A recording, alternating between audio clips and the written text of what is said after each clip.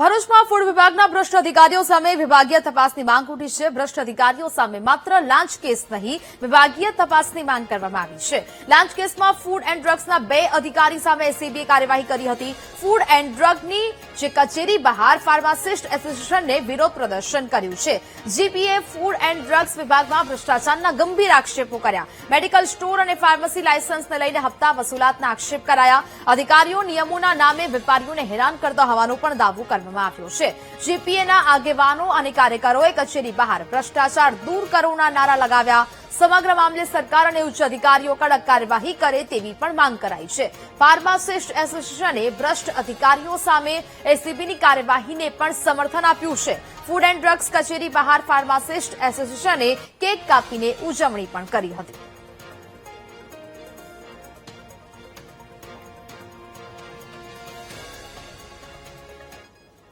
%70 કરતા પણ વધુ મેડિકલ સ્ટોર ફાર્માસિસ્ટના માત્ર લાયસન્સ ઉપર ધમધમી રહ્યા છે અને આ ગેરકાયદેસર પ્રવૃત્તિ ચાલવા દેવા માટે ફૂડ એન્ડ ડ્રગ વિભાગના અધિકારીઓ દ્વારા દર વર્ષે સાલિયાણું ઉઘરાવવામાં આવે છે।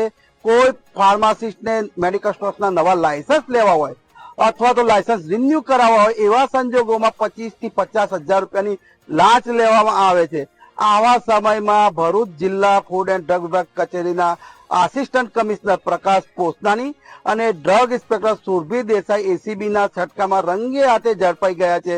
ત્યારે ગુજરાતભરના ફાર્માસિસ્ટોમાં ખુશીનો માહોલ વ્યાપી ગયો છે અને ગુજરાત ફાર્માસિસ્ટ એસોસિએશન દ્વારા આજે ફૂડ એન્ડ ડ્રગ વિભાગની કચેરી ખાતે ફટાકડા ફોડી અને કેક કાપી અને એની ઉજવણી કરવામાં આવી।